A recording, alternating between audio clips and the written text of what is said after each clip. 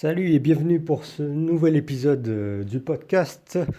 C'est peut-être mon dernier épisode à Taïwan, en tout cas pour un moment. On est le vendredi 17 juin, il est 10h47, c'est le matin, et c'est sûrement la veille de mon départ. J'ai décidé de partir en France, parce que ça fait plus de 4 ans que j'habite à Taïwan maintenant. Et j'ai réfléchi un long moment et j'ai décidé que c'était peut-être le moment de rentrer, en tout cas pour un moment. Je sais pas comment je vais me sentir après être arrivé en France, mais je sais que bah, il faut que bah, sûrement que je passe un peu de temps avec ma famille, que je vois mes parents, des cousins, des amis. Et je prévois aussi de voyager en France, parce que je connais pas beaucoup la France finalement. À part la région parisienne, j'ai pas beaucoup voyagé. Et je trouve ça assez dommage. Donc là, j'ai réservé mon billet il y a 2 semaines, mon billet d'avion. Donc c'était, comment dire, j'ai pris beaucoup de temps pour me décider, parce que je sais que j'ai quand même de la chance de pouvoir rester à Taïwan bah, jusqu'à maintenant, avec un visa qui est prolongé automatiquement depuis 2 ans, plus de 2 ans. Mais ouais, je sais pas, j'ai envie de, j'étais un peu tombé dans une routine en fait depuis un moment. Depuis un an, plus d'un an, j'habite dans le même endroit. Je fréquente les mêmes endroits, j'ai mes habitudes. Mais je sentais depuis un moment que je me sentais un peu, je sais pas comment dire, peut-être un peu malheureux parce que je faisais un peu toujours la même chose, que je passais beaucoup de temps tout seul. Et je me dis que j'ai besoin de changement en fait. J'ai un peu peur de retourner en France, de retourner vivre un moment chez mes parents aussi. J'ai un peu peur de ressentir un peu les mêmes émotions que j'avais avant de partir en fait. Parce que je me sentais déjà, je sais pas comment dire ça, un peu malheureux peut-être avant de partir. J'étais déjà dans des habitudes, dans des routines un peu négatives, dans des émotions négatives. Et j'ai peur un peu de retomber là-dedans. J'espère que... Bah, j'ai changé entre-temps, hein. Le fait de partir, de s'expatrier, de vivre à l'étranger un long moment, ça fait qu'on change, on évolue, on prend en maturité. Donc j'espère avoir évolué, avoir pris du recul par rapport à tout ça et que j'aurai sûrement une vision différente du pays, de la ville où j'étais. Mais ça fait un peu bizarre de retourner un peu dans sa chambre d'adolescent, par exemple. Ça fait extrêmement bizarre. Donc ouais, j'ai un peu peur et en même temps j'ai un peu hâte aussi parce que bah, ça fait longtemps. Et ça peut faire du bien aussi de retrouver un peu je sais pas, peut-être ses racines, on peut trouver ses repères, même si c'est effrayant.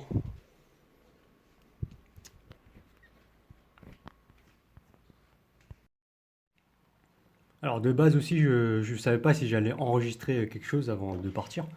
Je veux vraiment pas faire comme la plupart des étrangers qui font des vidéos sur YouTube ou qui font je sais pas, qui disent ah je pars ou c'est la fin, des trucs comme ça, un peu les trucs que tout le monde fait en fait. C'est surtout un truc qui me fait un peu rire à Taïwan, c'est les étrangers qui font des vidéos sur YouTube et qui parlent d'eux à la troisième personne.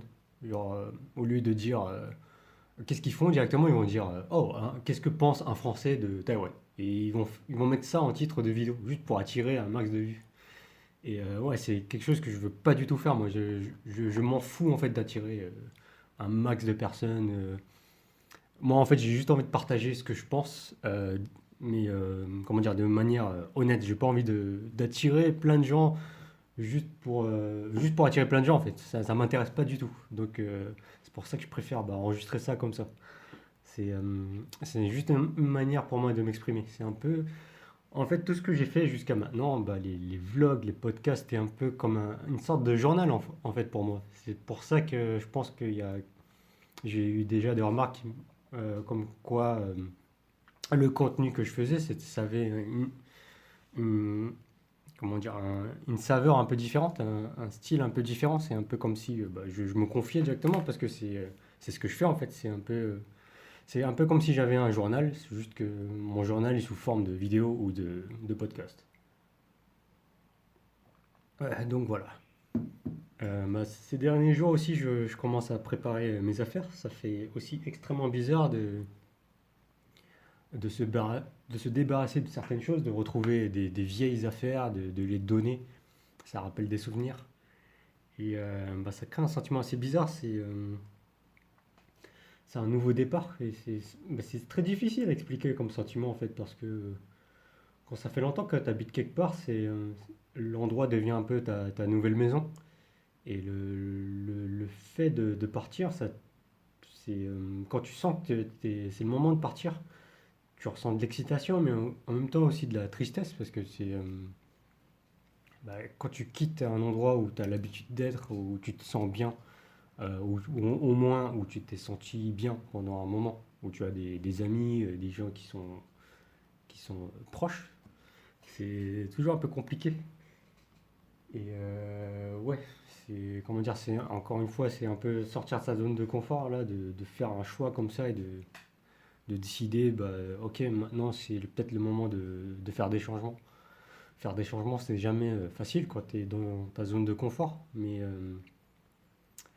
je pense que c'est souvent nécessaire quand tu veux avoir quelque chose de mieux, ou au moins quand tu veux te sentir bien en fait. J'espère ne pas regretter mon choix. J'ai des projets. Je veux économiser de l'argent à un moment. Je sais pas pour combien de temps, 3 mois, 6 mois peut-être. Et après, bah, voyager en France. Je veux visiter aussi le Canada. J'aimerais aller à Montréal, à Toronto. Euh, je sais pas encore quand exactement. Je fais souvent mes choix de manière spontanée. Donc, je prends beaucoup de temps pour réfléchir, généralement. Je prends beaucoup de temps pour réfléchir de mon côté, par moi-même. Mais quand je prends une décision, c'est assez rapide.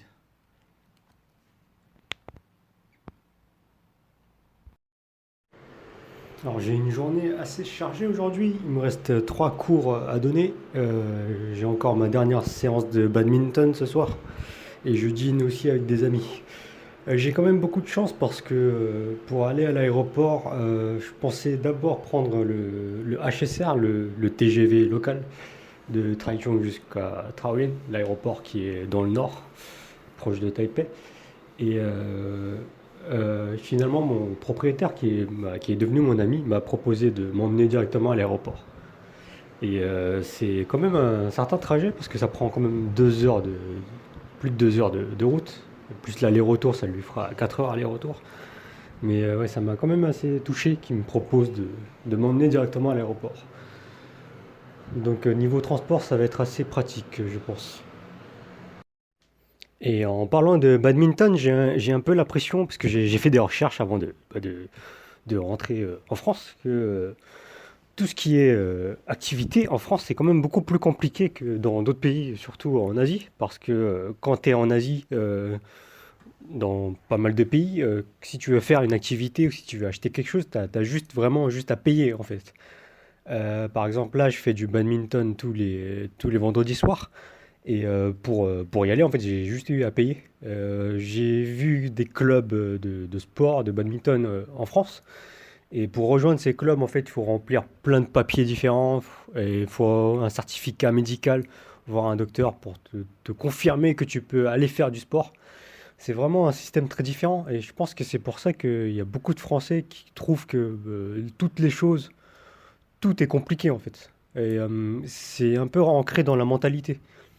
Même pour acheter un appart, pour trouver un logement, c'est vraiment une galère en France. Si t'as pas de CDI, si t'as pas de garant, c'est vraiment une galère. Alors que à Taïwan, bah, je parle de Taïwan en l'occurrence, t'as juste à payer vraiment, t'as juste à donner de l'argent et tu peux loger un peu n'importe où. Tant que t'as de l'argent, c'est bon. T'as pas besoin de remplir 50 000 papiers, de trouver un garant qui va te confirmer que c'est bon, tu peux payer, tu as les moyens de payer. Non, tu as juste à payer. Et ça simplifie vraiment beaucoup l'esprit de juste pas avoir à penser à tout ça, en fait. Penser à tout ce que tu dois faire, toutes les démarches à faire.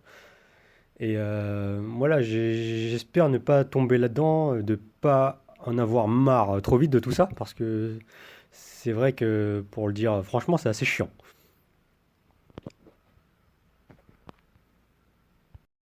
Ah, autre exemple aussi pour ouvrir un petit business ici, par exemple à Taïwan, d'après ce que j'ai compris, si tu veux ouvrir juste un petit shop, un petit stand, t'as pas besoin non plus d'avoir des droits spécialement. Tu peux juste bah, ramener ton stand, payer l'endroit où tu veux vendre ton truc et c'est bon. T'as pas besoin spécialement d'autorisation ou quoi. C'est beaucoup plus simple. Toutes les démarches sont beaucoup plus simples. Et je pense que c'est pour ça que les Taïwanais, de manière générale, vivent plus simplement et en un esprit beaucoup plus, on va dire, ils ont moins de choses à penser. Donc tu te sens beaucoup plus libre en fait quand tu as moins de choses à penser. Alors de base aussi, j'étais parti, bah, j'ai commencé à partir à Taïwan, c'était bah, l'objectif numéro un, c'était apprendre le chinois, objectif que j'ai atteint. Ensuite, bah, j'ai commencé à enseigner le français et je me suis rendu compte que ça me plaisait beaucoup et c'est devenu mon activité principale et ça me permet de travailler en ligne un peu n'importe où. Et je pense que j'ai beaucoup de chance pour ça. J'ai un peu atteint les objectifs que j'avais en fait avant de partir, parce que j'ai aussi un carnet, en fait, une sorte de journal où j'avais noté des objectifs il y a 5 ans, je crois, oui, il y a 5 ans avant de partir. 4 ans, il y a 4 ans.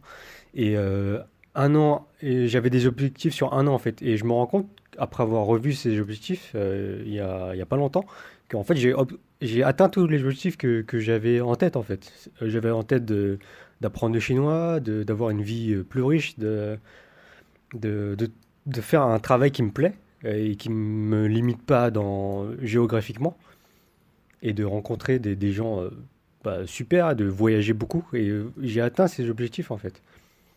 Et je pense que j'espère garder cette nouvelle mentalité que j'ai développée en fait. Ce travail que j'ai fait sur moi en fait, de me dire qu'en fait que si tu veux faire quelque chose, tout est possible en fait. Il faut juste garder ça en tête que tout est possible en fait. Même si la société, le système te fait croire que tout est compliqué, parce qu'en l'occurrence en France, on a beaucoup l'impression que tout est compliqué. Mais le fait de partir, de faire plein d'activités différentes, plein de choses différentes, de te prouver à toi-même en fait que tu peux faire plein de choses différentes, il n'y a pas de limite en fait. La seule limite que tu as en fait, c'est celle que tu te donnes. Quand tu fais plein de choses différentes et que tu te surprends en fait à faire des choses dont tu ne t'imaginais pas capable, tu te rends compte que tout est possible, que tu es capable de tout. Et faut surtout pas se limiter en fait. Parce que la seule limite, la pire limite en fait, c'est celle qu'on se donne à nous-mêmes. Donc voilà, je pense que je vais finir sur ça. Si j'ai le temps, je pense que je rajouterai un peu des petites réflexions. Mais j'ai une petite journée chargée aujourd'hui, avec des dernières choses que je dois préparer, ranger avant de partir. Donner aussi sûrement. Des vieux trucs. J'ai un vieux sac à dos un peu sale. Je pense que je vais le donner au service de tri.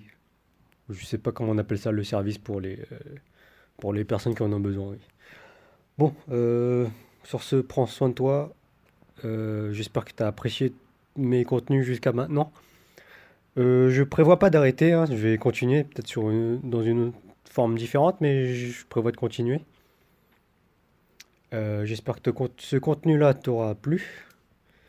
Je te dis à la prochaine. Prends soin de toi comme d'habitude. À plus.